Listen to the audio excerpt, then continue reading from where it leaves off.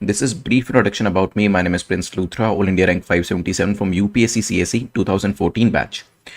आज यहाँ पर कुछ इंपॉर्टेंट एरियाज को हम डिस्कस करने वाले हैं और आपके जो भी एग्जाम्स आ रहे हैं जो कि आपको कहीं ना कहीं करंट अफेयर्स के पिछले 1 साल 1.5 साल को कवर करना पड़ता है, वो सारे करंट अफेयर्स के एमसीक्यूज आपको जो नेटमुक आईएएस की एप्लीकेशन है वहाँ पर भी मिल जाएंगे, so that you could practice it.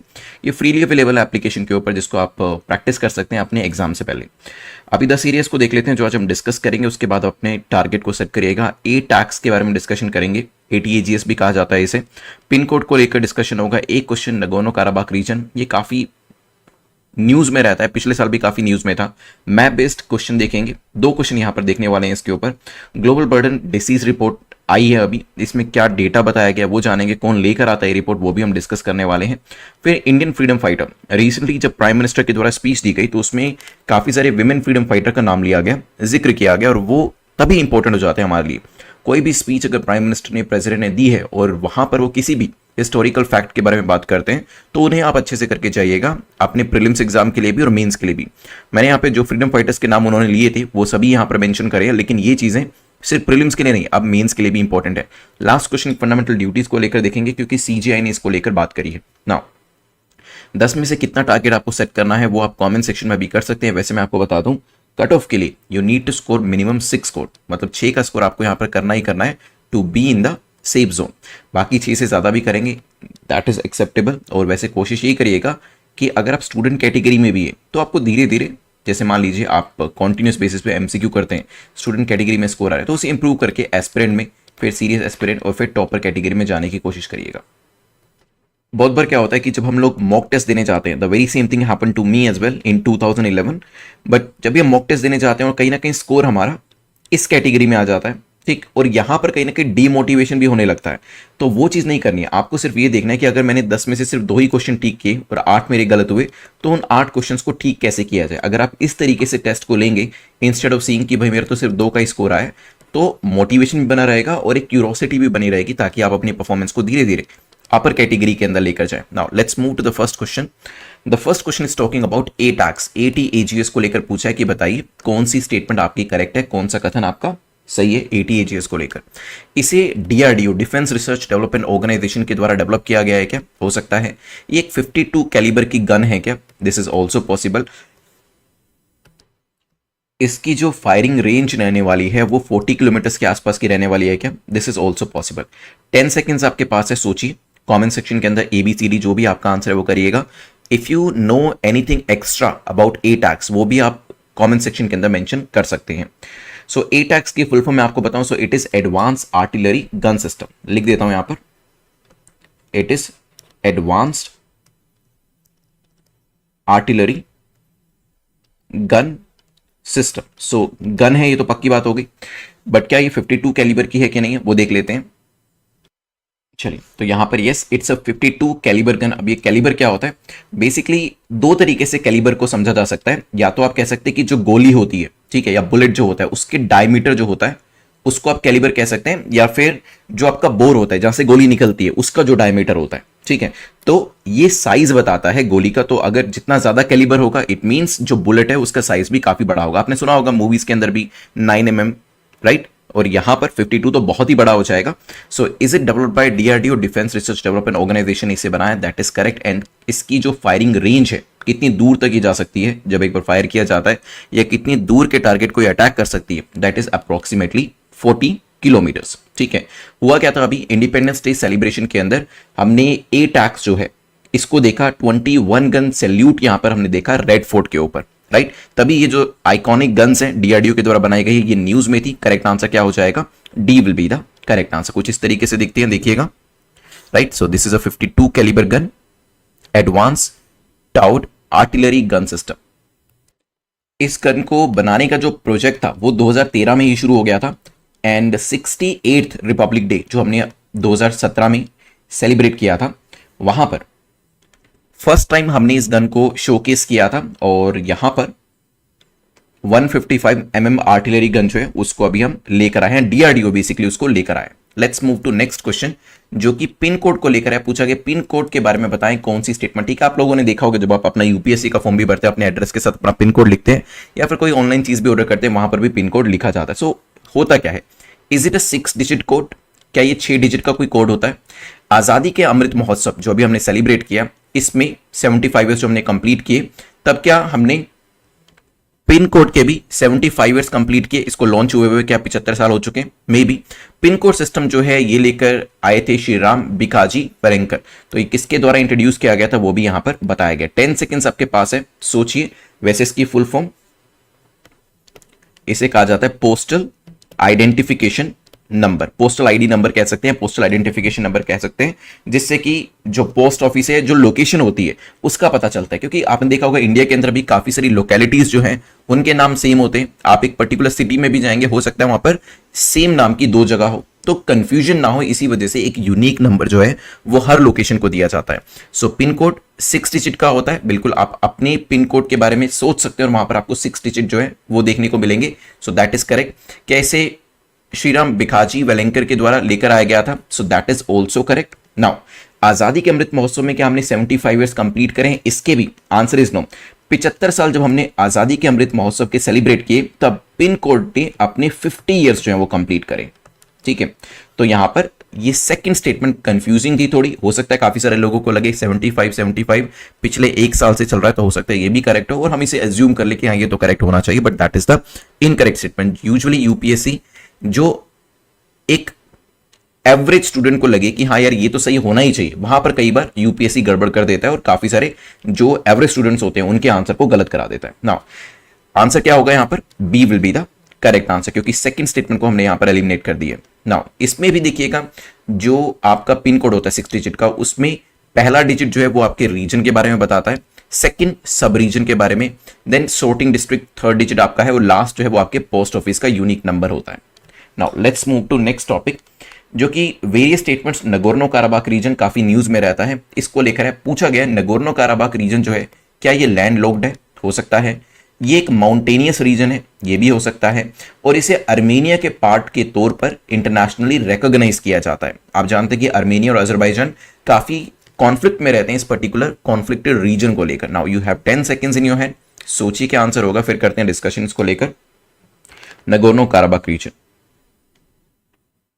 Already 3 Wars जो है वो अजरबैजान एंड अर्मेनिया के बीच में हो चुकी हैं। अभी कुछ दिन पहले भी न्यूज में था, अभी दोबारा से भी न्यूज में आए ना। ये जो है क्या एक लैंडलॉक्ड रीजन? अभी मैप के ऊपर देखेंगे, बिल्कुल ये एक लैंडलॉक्ड रीजन है। तो पहली स्टेटमेंट आपकी ठीक हो जाती है, माउंटेनियस रीजन भी है, लेकिन नगोर्नो काराबाख रीजन जो है इसे अर्मेनिया का नहीं, इंटरनेशनल लेवल पे इसे अजरबैजान के पार्ट के तौर पर रिकॉग्नाइज किया जाता है। हालांकि अर्मेनिया जो है उसका डोमिनेशन आपको इस एरिया में देखने को मिलेगा। तो इंटरनेशनल कम्युनिटी इसे अजरबैजान का पार्ट मानती है, लेकिन अर्मेनिया का डोमिनेशन इस एरिया में आपको देखने को मिलेगा। सो करेक्ट आंसर क्या होगा? A will be the correct answer. एक बार देखिएगा यहां पर, सो दिस इज अर्मेनिया, ये आपका अजरबैजान है, and this is the conflicted area जो पूरी तरीके से लैंड लॉक्ड है, and it is a mountainous region as well. किस तरीके का रीजन है ये? It's a mountainous region. Now आसपास की कंट्रीज भी देख लीजिएगा, रशिया, जॉर्जिया, टर्की, ईरान। कई बार पूछ सकते हैं अर्मेनिया का बॉर्डर किससे टच होता है या अजरबैजान का बॉर्डर किससे टच होता है, कैस्पियन सी भी आपको यहां पर देखने को मिलेगा। Let's move to next topic. 2 statement देकर पूछा जा रहा है, बताएं कौन सी स्टेटमेंट आपकी करेक्ट है। अर्मेनिया जो है वो सपोर्ट करता है aspiration for independence of Nagorno Karabakh. वो चाहते हैं कि नगोर्नो काराबाख पूरी तरीके से इंडिपेंडेंट हो जाए। कौन? अर्मेनिया हो सकता है। अजरबैजान कहता है कि हमें इस एरिया के ऊपर अपनी नेशनल एंड टेरिटोरियल इंटीग्रिटी को बनाकर रखना है। वो ही चाहते हैं कि ये नगोर्नो काराबाख रीजन है वो हमारा पार्ट रहे। नाउ ये इंटरचेंज भी हो सकते हैं, या दोनों स्टेटमेंट ठीक भी हो सकती है, या दोनों में से गलत भी हो सकती है। सोचिए, 10 सेकेंड्स आपके पास है। मैं जितना कंफ्यूज कर सकता था आपको मैंने कर दिया है, सोचिए। ओके, देखिए मैंने आपको पीछे बताया अभी मैप के ऊपर भी, ये एक बार यहां पे देखिएगा। सो इंटरनेशनल कम्युनिटी क्या कहती है कि ये अजरबैजान का पार्ट है, लेकिन डोमिनेशन यहां पर किसका है? डोमिनेशन है अर्मेनिया का, राइट? अगर ये अजरबैजान का पार्ट है तो क्या अजरबैजान कभी चाहेगा कि ये अलग हो जाए, ये पूरी तरीके से इंडिपेंडेंट हो जाए? नहीं, उसको तो पता है कि this is an integral part of Azerbaijan, so they will never consider it और they will never want it to be free from them. वो नहीं चाहेंगे कि ये एक इंडिपेंडेंट कंट्री बन जाए, इंडिपेंडेंट रीजन बन जाए। वो हमेशा अपनी टेरिटोरियल इंटेग्रिटी को लेकर बात करेंगे, विच इज लॉजिकल ऑल्सो, बिल्कुल ठीक है। और अर्मेनिया जिसकी डोमिनेशन आज तो यहां पर है, लेकिन उसको ये पता है कि इंटरनेशनल कम्युनिटी से किस तरीके से रिकॉग्नाइज करती है, इसे अजरबैजान के पार्ट के तौर पर रिकॉग्नाइज करती है। तो वो पूरी कोशिश करेंगे कि ये एरिया चाहे हमें मिल सके या ना मिल सके, कम से कम एक इंडिपेंडेंट रीजन जरूर बन जाए। जैसे कि आपने लुहांस्क और जो डोनबास रीजन था, ठीक है, उसके केस में देखा रशिया क्या चाहता था कि यूक्रेन से अलग हो जाए, और वो उस पूरे काम के अंदर कहीं ना कहीं सक्सेसफुल भी हो गया। तो यहां पर दोनों स्टेटमेंट्स आपकी करेक्ट है। करेक्ट आंसर क्या हो जाएगा? C will be the correct answer. Let's move to the next topic. Question number 5 जो है पूछ रहा है global burden of disease report, इसे रिलीज किया गया है, किसके द्वारा इसे लेकर आया गया है? क्या वर्ल्ड हेल्थ ऑर्गेनाइजेशन इसे लेकर आया है, LRI इसको लेकर आया है, IHME लेकर आया है, या कोई ऐसी ऑर्गेनाइजेशन है जिसका नाम मैंने यहां पर मेंशन नहीं किया? 10 सेकेंड्स सोचिए, फिर करते हैं डिस्कशन। रिसेंटली अभी अगस्त के महीने में एक स्टडी रिलीज करी, और इसने कहा कि LRIs का जो ट्रेंड है और रिस्क फैक्टर्स जो हैं वो किस तरीके से बढ़ रहे हैं। बेसिकली एक रिपोर्ट लेकर आई गई जिसमें LRI क्या है? Lower respiratory infection. LRI को लेकर बात करेंगे तो ये तो क्या है? ये तो एक तरीके का इंफेक्शन है, कोई इंस्टीट्यूशन का नाम नहीं है तो इसको तो एलिमिनेट कर सकते हैं। तो इसने काफी, आप कह सकते हैं, एक रीसेंट रिपोर्ट दी जिसमें बताया कि काफी सारे लोग, अप्रोक्सीमेटली आई थिंक 500 मिलियन लोगों का एक नंबर दिया गया था कि इतने सारे लोग जो हैं वो LRI से प्रभावित हो सकते हैं। ठीक है, they can be impacted by this particular issue of respiratory disease basically. So सुनने में लग सकता है क्योंकि ये डिसीज की बात करें तो वर्ल्ड हेल्थ ऑर्गेनाइजेशन होगा, और UPSC ऐसे आपको कंफ्यूज करेगा, but this is not by WHO। None of the above में तो पूरी दुनिया के इंस्टीट्यूशन आ जाते हैं, और कहीं ना कहीं आपको लगेगा कि यार प्रोबेबिलिटी के मामले में देखा जाए तो ये हो सकता है। यहाँ पर जरूरी नहीं है कि ये तीनों में से कुछ हो, जितने बाकी बचे हुए इंस्टीट्यूट है वो हो सकते हैं, नहीं, लेकिन ये भी आपका इनकरेक्ट है। Institute for health matrix and evaluation IHME जो है वो इस रिपोर्ट को लेकर आया है। करेक्ट आंसर क्या हो जाएगा? सी। ठीक है, it's a Seattle United states based agency है, और ये जो चीज है हेल्थ जर्नल लैंसेट के अंदर अभी पब्लिश किया गया है, जिसमें जो LRI है इसके डेटा के बारे में भी बात करी गई है। ठीक है, चलिए let's move to next topic. आप यहां पर नेट 50 कूपन कोड को यूज कर सकते हैं वेबसाइट के ऊपर, if you want to enroll for 200 days series, 2023 series और 2024 सीरीज, राइट। 200 डेज की सीरीज या फिर जो भी सीरीज आप सब्सक्राइब करना चाहते हैं, इसमें आपको दो ऑप्शन मिलते हैं, या तो आप कोर्स बाय कोर्स जो सिलेबस है वो कंप्लीट कर सकते हैं, या डे वाइज सिलेबस कंप्लीट कर सकते हैं। पर्सनली मुझे डे वाइज सिलेबस कंप्लीट करना पसंद है। इसमें आपको जो सिलेबस है उसके कंसर्निंग जो क्लास लेक्चर्स होते हैं, MCQs होते हैं, वो तो मिलते ही हैं, प्लस जो आपके कह सकते हैं कि टिप्स एंड ट्रिक्स के वीडियोस होते हैं कि किस तरीके से आपको तैयारी करनी है, वो भी साथ के साथ अवेलेबल होते हैं। तो you can check out this series on exam.netmonk.com। Let's move to next topic. जो प्राइम मिनिस्टर के द्वारा स्पीच दी गई थी उसके अंदर कुछ बातें करी गई। यहां पर पूछा गया आपसे कुछ स्टेटमेंट्स देकर कि बताएं हम किस पर्सनैलिटी की बात करें। तो यहाँ पे अलग अलग पर्सनैलिटीज दी हैं और आपको उनके बारे में एक्सप्लेनेशन दिया है। इन 3 स्टेटमेंट के अंदर आपको रिकॉग्नाइज करना है पर्सनैलिटी को, ठीक है। जैसे यहां लिखा है कि इन्होंने ब्रिटिश ईस्ट इंडिया कंपनी से लड़ाई लड़ी थी। She fort against British east India company. Okay, काफी सारे ऐसे फ्रीडम फाइटर्स हुए जिन्होंने ये लड़ाई लड़ी थी, विमेन के अंदर भी। She oppose doctrine of lapse. इन्होंने डॉक्ट्रिन ऑफ लैप्स जो था, जिसमें क्या होता था, आप जानते हैं कि अगर किसी भी किंग का कोई उत्तराधिकारी, कोई लीगल एयर नहीं होता था, तो उनकी जमीन को, उनकी पूरी सल्तनत को जो ब्रिटिशर्स है वो अपने हाथ में ले लेते थे। They used to take it over. Now यहां पर डॉक्ट्रिन ऑफ लैप्स का इन्होंने पूरी तरीके से अपोजिशन किया। She participated in first war of independence. याद करिए 1857 the first war of independence. उनके अंदर भी जो ये पर्सनैलिटी है इन्होंने पार्टिसिपेट किया। क्या हम रानी लक्ष्मीबाई की बात करें, झलकारी बाई की बात करें, रानी चिन्नम्मा की बात करें, या बेगम हजरत महल की बात करें? 10 सेकंड्स आपके पास है, सोचिए। रिसेंटली प्राइम मिनिस्टर ने अपनी इंडिपेंडेंस डे स्पीच के अंदर इन सभी विमेन फ्रीडम फाइटर्स को ट्रिब्यूट पे किया था, जिसके अंदर रानी लक्ष्मीबाई, झलकारी बाई, रानी गदनलियू, रानी चिन्नम्मा, बेगम हजरत महल, वेलू नचियार, ये सभी शामिल थे। और ये सभी नाम आपके प्रीलिम्स मेंस के लिए बहुत ज्यादा इंपॉर्टेंट हो जाते हैं, हिस्ट्री के पॉइंट ऑफ व्यू से और करंट अफेयर्स के पॉइंट ऑफ व्यू से भी। नाउ यहां पर जो हम बात करें रानी लक्ष्मीबाई की बात करें, क्योंकि रानी लक्ष्मीबाई की जो सल्तनत थी, झांसी, जिन्हें झांसी की रानी इसी वजह से कहा जाता था, झांसी को डॉक्ट्रिन ऑफ लैप्स के चलते ही ब्रिटिशर्स ने अपने कब्जे में लिया था, क्योंकि यहां पर कोई लीगल एयर नहीं था, कोई उत्तराधिकारी नहीं था, और अडॉप्ट करने के राइट्स अंग्रेजों ने दे नहीं रखे थे। तभी यहां पर झांसी को बचाने के लिए रानी लक्ष्मीबाई जो है वो लड़ी और उनकी जान यहां पर गई। अच्छा, वैसे एक क्वेश्चन मैं आपसे प्रीलिम्स के अंदर आज पूछूंगा, अभी भी पूछ लेता हूं, आप चाहें तो कमेंट सेक्शन में आंसर कर सकते हैं।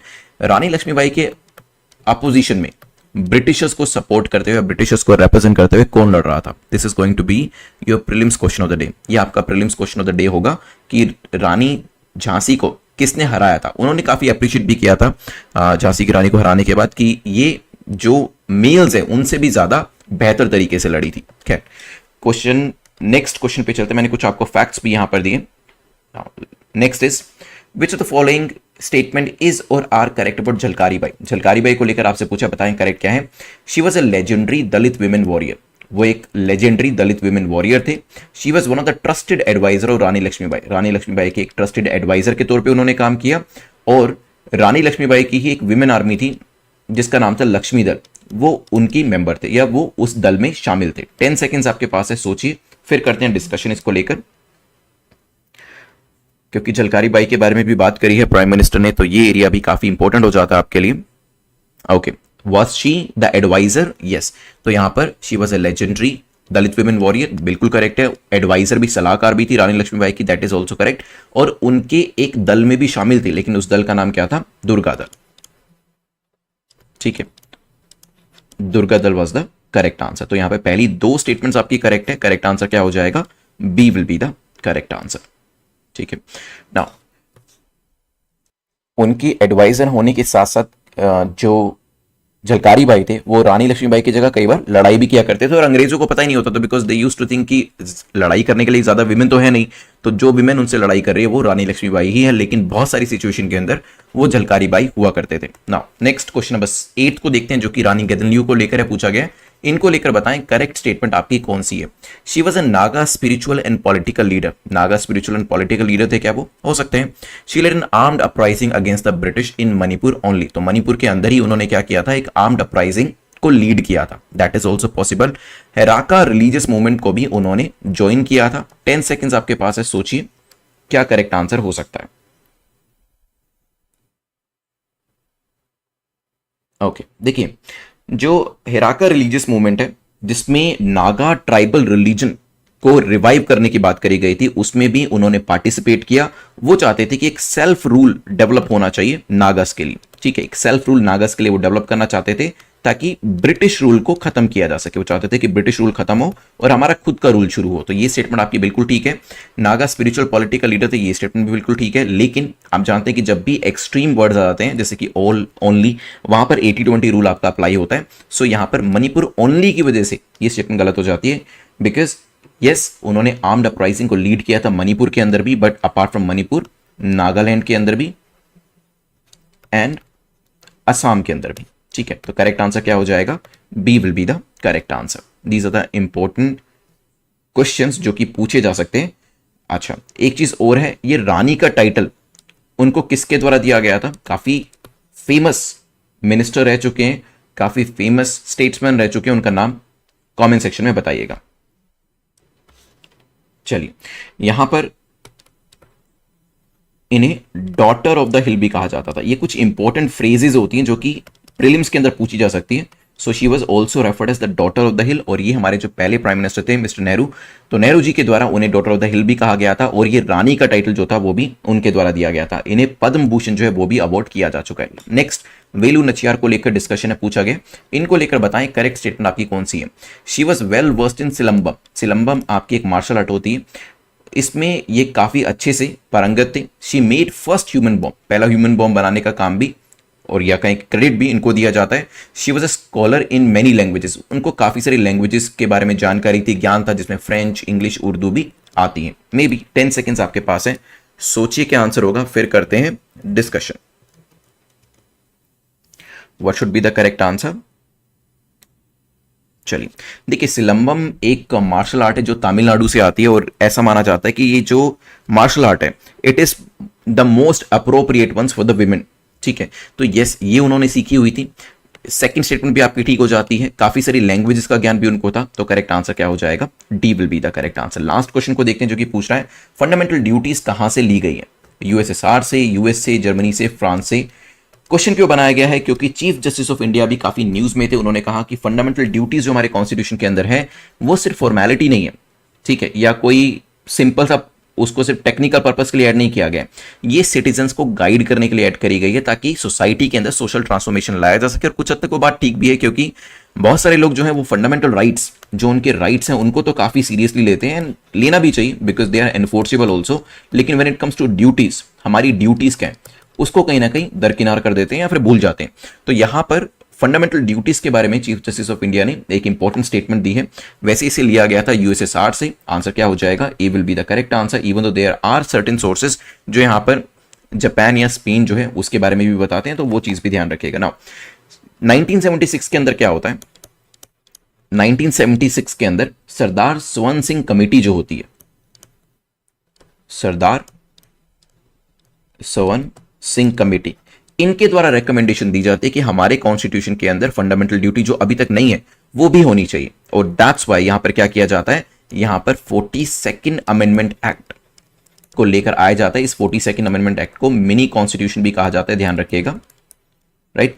और इस 42nd अमेंडमेंट जो 1976 के अंदर ही लेकर आए गए, इसके थ्रू क्या किया गया, इसके थ्रू पार्ट 4A हमारे कॉन्स्टिट्यूशन के अंदर ऐड किया गया, जिससे कि जो ड्यूटीज थी, फंडामेंटल ड्यूटीज की सिटीजन से क्या क्या चीजें एक्सपेक्ट करी जाती है, वो सभी चीजें भी यहां पर ऐड करी गई। करेक्ट आंसर क्या हो जाएगा, A will be the correct answer. वैसे मैंने इसको लेकर 11 की 11 जो ड्यूटीज आपकी हैं, पहले स्टार्टिंग में 10 थी, फिर बाद में एक और ड्यूटी को ऐड किया गया। इसको मेमोराइज कैसे करना है, क्योंकि आपको याद करना पड़ेगा 51A, फिर ए से लेकर के तक आपको सारे नाम याद करने पड़ेंगे। इसको लेकर there is a memory trick, एक वीडियो जो है 10 मिनट का, वो अवेलेबल है, आप सर्च कर लीजिएगा मेरे नाम से या फिर चैनल के ऊपर ही देख लीजिएगा, वो आपको मिल जाएगा।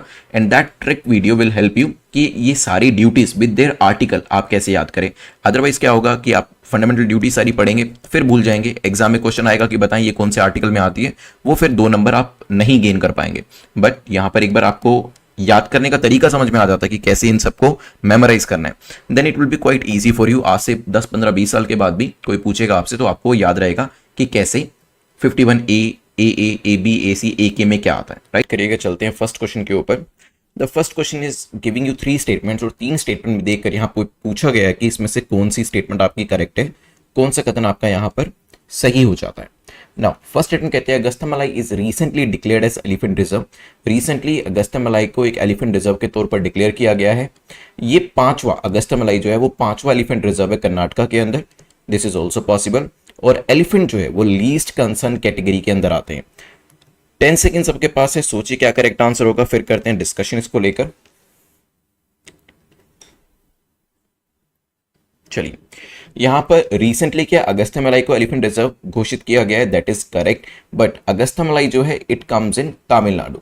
ये कहां पर है, लोकेशन कहां है, तमिलनाडु के अंदर।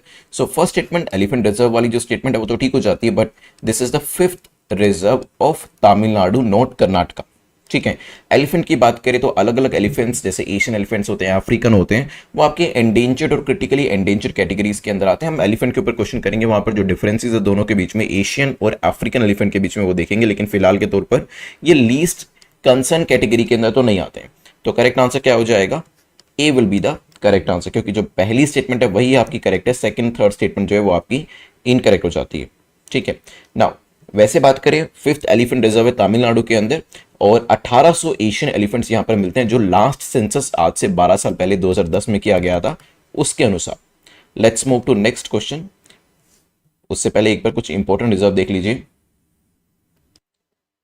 कई बार एग्जाम के अंदर इस तरीके से जो रिजर्व्स हैं उनको ईस्ट से वेस्ट में लगाना या वेस्ट से ईस्ट में लगाना, नॉर्थ से साउथ या साउथ से नॉर्थ लगाना, इस तरीके से भी पूछ लिया जाता है। तो मैप के अंदर जो आपके रिजर्व्स होते हैं उसको प्लीज देख लिया करिए। कई बार सिंपल क्वेश्चन बनाए तो सिंपली ये पूछ लिया जाता है, जैसे कि अराउंड 2011 में आई थिंक क्वेश्चन पूछा गया था कि सिमलीपाल जो रिजर्व है वो कहां पर लोकेट करता है, फिर वहां पर 4 स्टेट्स के नाम दिए गए थे। या फिर कई बार ऐसे आ जाता है कि बताएं इनमें से उड़ीसा में कौन सा है, फिर वहां पर 4 नाम आपको दिए होंगे। तो किसी भी तरीके से क्वेश्चन जो है वो इजी या डिफिकल्ट बनाया जा सकता है। Let's move to next question. Which international effort is working to protect the elephant population. Elephant की पॉपुलेशन को बचाने के लिए, इनकी संख्या बढ़े, इसके लिए इंटरनेशनल लेवल पे कौन सा इनिशिएटिव चलाया जा रहा है। कैनाइन करके चलाया जा रहा है, टस्कर, माइक करके, या इसमें से कोई नहीं कोई ऐसा इनिशिएटिव है जो यहां मेंशन ही नहीं किया गया। सोचिए, 10 सेकंड्स आपके पास है। इंटरनेशनल एफर्ट्स जो हैं वो चलाए जाते हैं अलग अलग एनिमल्स को कंजर्व करने के लिए, जब लगता है कि उनकी संख्या कम हो रही है, और एलिफेंट तो वैसे भी क्रिटिकली एंडेंजर्ड कैटेगरी के अंदर आता है, तो यहाँ पर इनकी संख्या को बढ़ाना और कंजर्व करना वो काफ़ी ज़रूरी हो जाता है। इसी के लिए माइक करके इनिशिएटिव जो है वो शुरू किया गया है। माइक जो है it is monitoring the illegal killing of elephants.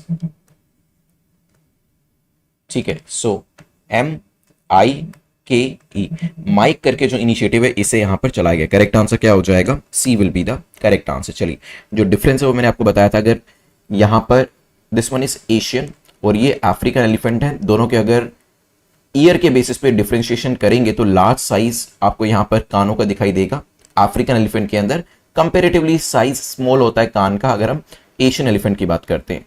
जो हेड है वो यहां पर आपको ज्यादा राउंड दिखाई देता है, यहां पर ट्विन डोम्ड हेड आपको दिखाई देगा, ये भी एक डिफरेंस है। आपको टस्क जो है वो बिगर दिखाई देंगे in the case of African elephant, right. Skin के ऊपर रिंकल ज्यादा दिखाई देंगे अफ्रीकन एलिफेंट के, लेकिन एशियन एलिफेंट की जो स्किन है वो ज्यादा आपको स्मूथ दिखाई देगी। ठीक है, लाइफ स्पेन की बात करें तो यहां पर जो अफ्रीकन एलिफेंट है 70 ईयर्स तक जी सकते हैं, वहीं जो एशियन एलिफेंट्स है इनका एवरेज लाइफ स्पेन जो है वो 48 ईयर्स के आसपास होता है। Let's move to next question which is question number 3। यहां पर वेरियस पेयर्स आपको दिए हैं, एक तरफ तो दी है सेंचुरीज और दूसरी तरफ दी है आपको स्टेट। कौन सी सेंचुरी कौन सी स्टेट के अंदर है ये यहां पर आपको मैच करना है। पहला है सुचिंद्रम ओडिशा के अंदर, विदुवर कर्नाटका के अंदर, कुंजिरनकुलम तमिलनाडु के अंदर। ये आपको मैच करना है। 10 सेकेंड्स में आपको दे देता हूं, एक हिंट आपको दे देता हूं। These are the recent areas या वेटलैंड्स जिन्हें अभी ऐड किया गया था रामसर साइट्स के अंदर, तो मैंने यहां पर इसको वेटलैंड कर दिया है। तो वेटलैंड कौन से राज्य के अंदर अवेलेबल है वो आपको यहां पर रिकॉग्नाइज करना है। सो 10 सेकेंड्स आपके कंप्लीट हो चुके हैं। सुचिंद्रम की बात करते हैं तो ये कहां पर लोकेट करती है? It is in Tamil Nadu. Vaduvur की बात करें it is again in Tamil Nadu. Kanjirankulam की बात करें this is also in Tamil Nadu. याद करिए रिसेंटली जब 11 मोर वेटलैंड्स को ऐड किया गया था उसमें से कितनी तमिलनाडु के अंदर थी?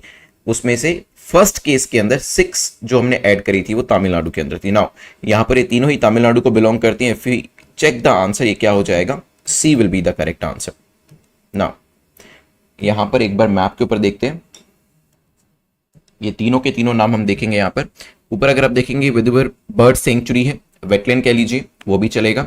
देन रामनाथपुरम ये भी तमिलनाडु में ऐड करी गई है। सुचिंद्रम जो हमने रिसेंटली अभी क्वेश्चन में देखा है वो भी यहीं पे है, राइट। सो इस तरीके से मैक्सिमम नंबर जो है वो आपको यहाँ पे तमिलनाडु के अंदर ऐड होता हुआ दिखाई देगा। पहले ही हमारे पास 10 साइट जो थी उसको ऐड किया गया, फिर 11 वेटलैंड्स को ऐड किया गया। टोटल आज़ादी के 75 साल जब हमने कंप्लीट किए तो उसके अंदर 75 वेटलैंड्स हमारे पास अवेलेबल थी। नेक्स्ट चलते हैं, Bannerghatta national park is situated in. Simple easy question है, बैनागट्टा नेशनल पार्क कहां पर लोकेट करता है? Is it in Karnataka, Orissa, Goa या मध्य प्रदेश? 10 सेकेंड्स आपके पास है, सोचिए। मैप बेस्ड क्वेश्चन करने जरूरी हैं और इस फ्राइडे को जो आपका पूरा 10 क्वेश्चन का स्मॉल मिनी मॉक टेस्ट होगा वो मैप बेस्ड क्वेश्चन के ऊपर ही होने वाला है। So is it located in Karnataka? Yes, so it is located in Karnataka. यहां पर मैप के ऊपर भी देखिएगा।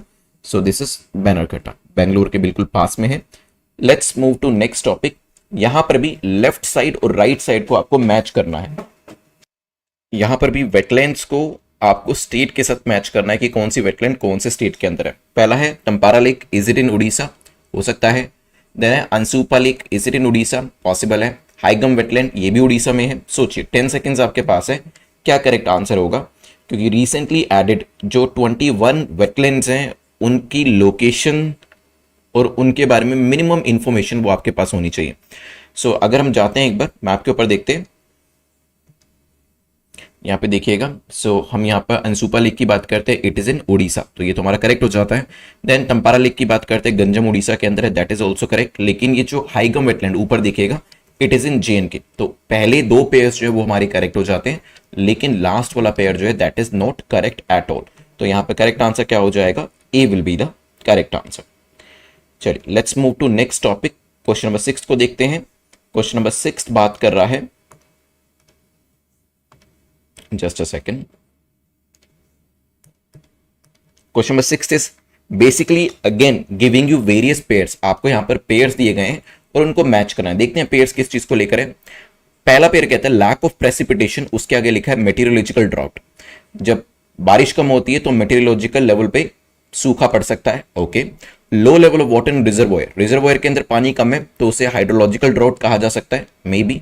Water shortage affecting people in society, अगर पानी की कमी इतनी हो गई कि सोसाइटी में रहने वाले लोगों को प्रॉब्लम हो रही है तो उसे सोशियो इकोनॉमिक ड्राउट का नाम दिया जा सकता है, ये भी पॉसिबल है। 10 सेकेंड्स आपके पास है, सोचिए, फिर करते हैं डिस्कशन इसको लेकर। क्या आंसर हो सकता है अकॉर्डिंग टू यू? चलिए देखिए, तीनों जो ड्राउट हैं ये प्रीलिम्स मेंस दोनों के लिए इंपॉर्टेंट है, आर्टिकल में दिया गया था। तो जब पानी या कहीं की बारिश की कमी होती है तो मेटीरियोलॉजिकल लेवल पे सूखा पड़ जाता है, क्योंकि कुछ आपके क्राइटेरिया होते हैं वो यहाँ पर मीट हो जाते हैं। तो पहला जो पेयर है वो आपका करेक्ट हो जाता है। रिजर्वोयर के अंदर पानी कम है तो उसे हाइड्रोलॉजिकल ड्राउट कहा जाता है, और अगर सोसाइटी के अंदर या फिर कंट्री के अंदर, स्टेट के अंदर, सिटी के अंदर रहने वाले लोगों को परेशानी होने लगती है तो सोशियो इकोनॉमिक ड्राउट का नाम उसे दिया जा सकता है। तो करेक्ट आंसर क्या हो जाएगा? D will be the correct answer. ये आपको पूरा प्रोसेस दिया, चाहे तो आप इस तरीके से एग्जाम में भी बना सकते हैं कि ड्राउट के टाइम पर क्या होता है, पहले वॉच किया जाता है उसे, फिर वार्निंग दी जाती है, फिर एक इमरजेंसी स्टेट आता है और फिर फाइनली रिकवरी स्टेट आता है। Let's move to next topic, जो कि बात कर रहा है नैनो यूरिया को लेकर। पूछा गया नैनो यूरिया को लेकर बताएं करेक्ट क्या है। नैनो यूरिया क्या है? It is a patented chemical nitrogen fertiliser, जिसे कि IARI, Indian agriculture research institute के द्वारा डेवलप किया गया है। हो सकता है ये क्रॉप की प्रोडक्टिविटी को 8% तक बढ़ा सकता है। 10 सेकेंड्स सोचिए, फिर करते हैं डिस्कशन इसको लेकर। क्या करेक्ट आंसर होगा? नैनो यूरिया काफी न्यूज में है रिसेंटली। यूनियन मिनिस्टर जो है, union minister of chemical and fertiliser, उन्होंने रिव्यू किया कि हम नैनो यूरिया की प्रोडक्शन के अंदर कितनी प्रोग्रेस कर पा रहे हैं, ठीक है, और फिर इसकी सेल्स की जो फिगर्स हैं उसे कैसे बढ़ाया जा सकता है, इसके बारे में भी देखा। नाउ जब हम बात करते हैं क्या ये 8% प्रोडक्टिविटी बढ़ा सकता है, बिल्कुल ठीक है, लेकिन इसे IARI ने नहीं, इसे किसके द्वारा डेवलप किया गया? इफ्को के द्वारा इसे डेवलप किया गया। सो करेक्ट आंसर क्या हो जाएगा? इफ्को ने डेवलप किया है, तो B will be the correct answer. यहां पे करेक्ट आंसर क्या होगा? बी करेक्ट आंसर हो जाएगा। नैनो यूरिया की एप्लीकेशन बताई जाती है कि एक तो इसकी क्वांटिटी कम लगती है और क्वालिटी जो आपकी क्रॉप की होती है वो बेहतर निकल कर आती है, प्रोडक्टिविटी जो है वो भी यहां पर बढ़ जाती है, ठीक है। नाइट्रोजन रिक्वायरमेंट को पूरा करता है, फोटोसिंथेसिस, लीफ फोटोसिंथेसिस को है बढ़ाता है, यहाँ पर टिलर्स एंड ब्रांचेस के लिए काफी इफेक्टिव है, और रिक्वायरमेंट भी आप यूरिया की, अदरवाइज जो कन्वेंशनल यूरिया यूज करेंगे उसके कंपैरिजन में इससे सिर्फ 50% आपको यूज करना पड़ेगा। इफ्को के द्वारा इसे बनाया गया। क्वेश्चन नंबर 8 को देखते हैं।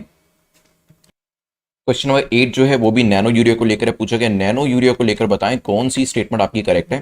It is easy to store and transport, इसे स्टोर करना, ट्रांसपोर्ट करना काफी आसान है, फूड क्वालिटी से काफी बेटर हो जाती है, और ये एनवायरमेंट फ्रेंडली भी है। नाउ 10 सेकेंड्स आपके पास है, सोचिए क्या आंसर होगा, फिर करते हैं डिस्कशन। देखिए वैसे यहां पर हायर क्रॉप यील्ड्स के लिए, मतलब आपको प्रोडक्शन अगर ज्यादा चाहिए तो वहां पर डेफिनेटली नैनो यूरिया आपको काफी हेल्प कर सकता है, और एग्रीकल्चर प्रोडक्टिविटी बढ़ाने में भी it is quite, you can say, beneficial. There is an increased income of the farmers. That is also true because by 2020 the target is to double the farmers income. जो farmers की income को double करने का target 2022 तक रखा गया है वो भी यहाँ पर किया जा सकता है, क्योंकि ओवरऑल अगर आप देखेंगे एक छोटे से एरिया से या छोटे से खेत से ज्यादा प्रोडक्शन, ज्यादा प्रोडक्टिविटी करी जा सक रही है, तो डेफिनेटली फायदा किसको होने वाला है? वहां के फार्मर्स को ही होने वाला है। फूड क्वालिटी बेटर रहेगी, बिल्कुल। स्टोर ट्रांसपोर्ट करना ईजी होगा, वो भी इसे आसान होता है, एनवायरमेंट फ्रेंडली भी है। तो करेक्ट आंसर क्या हो जाएगा? D will be the correct answer, ठीक है। सो रिड्यूस करता है इनपुट कॉस्ट को, एनवायरमेंट फ्रेंडली है, न्यूट्रिशनल वैल्यू अच्छी कर देता है क्रॉप की, फार्मर्स की इनकम को इंक्रीज करेगा, क्रॉप प्रोडक्टिविटी को बढ़ाएगा, चीपर है, और साथ ही साथ इसकी क्वांटिटी जो होती है वो भी आपको देखने को मिलेगा कि वो कम लगेगी as compare to the conventional urea. Question number 9 में सिंपली पूछा है कि दो स्टेटमेंट देके बताएं कौन सी स्टेटमेंट आपकी करेक्ट है। India and France have signed an agreement for cooperation on Gaganyaan mission. Gaganyaan mission के अंदर इंडिया और फ्रांस ने कोई अग्रीमेंट साइन किया है क्या? हो सकता है। Trishna is the third joint satellite mission of India space research organisation ISRO and France CNES। Trishna करके कोई हमारा जॉइंट सैटेलाइट भी है क्या? This is also possible. 10 seconds आपके पास हैं, सोचिए, फिर करते हैं डिस्कशन इसको लेकर, इंडिया और फ्रांस की पार्टनरशिप को लेकर। बताइए। ओके, देखिए तृष्णा मिशन जो है इसे डिजाइन किया गया था CNES, दैट इज फ्रांस की एजेंसी और इंडिया के द्वारा, ताकि अर्थ के सरफेस को ऑब्जर्व किया जा सके in the thermal infrared domain, ठीक है। तो यस, इस तरीके का एक मिशन तो है, एंड डेफिनेटली गगनयान मिशन के लिए रशिया एंड फ्रांस ये दोनों ही हमें काफ़ी हेल्प करें, क्योंकि जो गगनयान मिशन है ये पहला भारत के लिए मैन मिशन होने वाला है।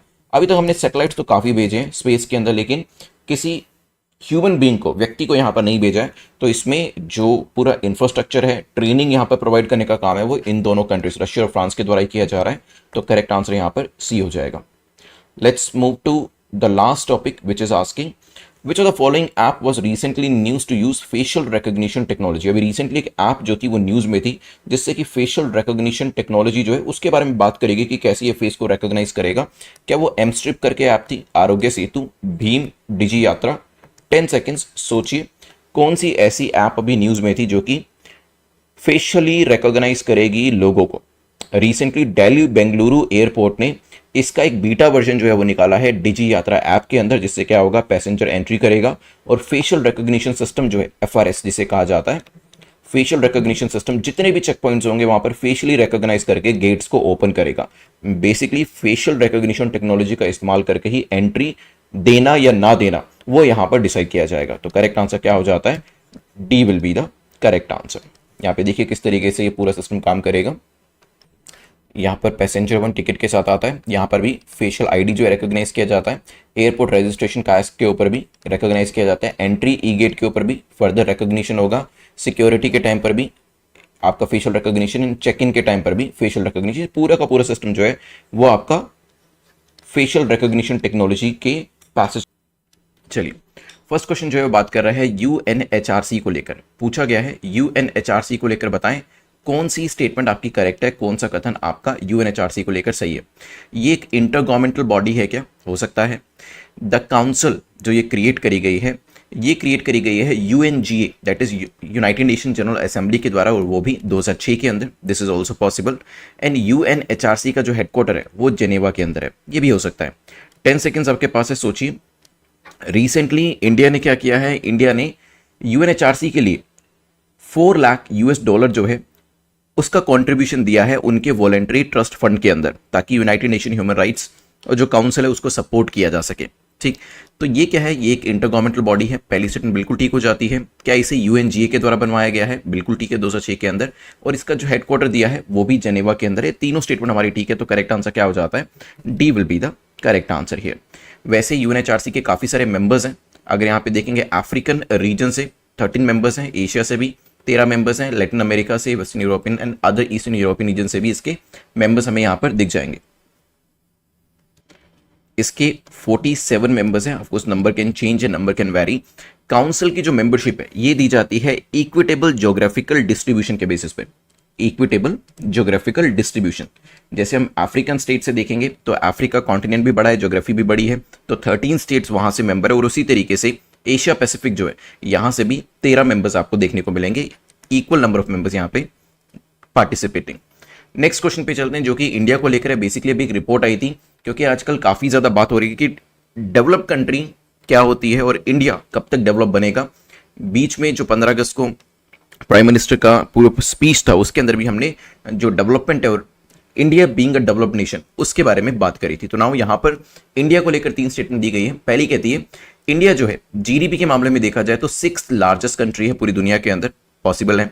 World bank tells that the poverty headcount rate is 10.2% 2019। World bank की रिपोर्ट के हिसाब से अगर हम पॉवर्टी की बात करते हैं, ये कोविड से पहले की बात है, तो यहाँ पे 10% का डेटा जो है वो वर्ल्ड बैंक की रिपोर्ट के अंदर पब्लिश किया गया था रिसेंटली।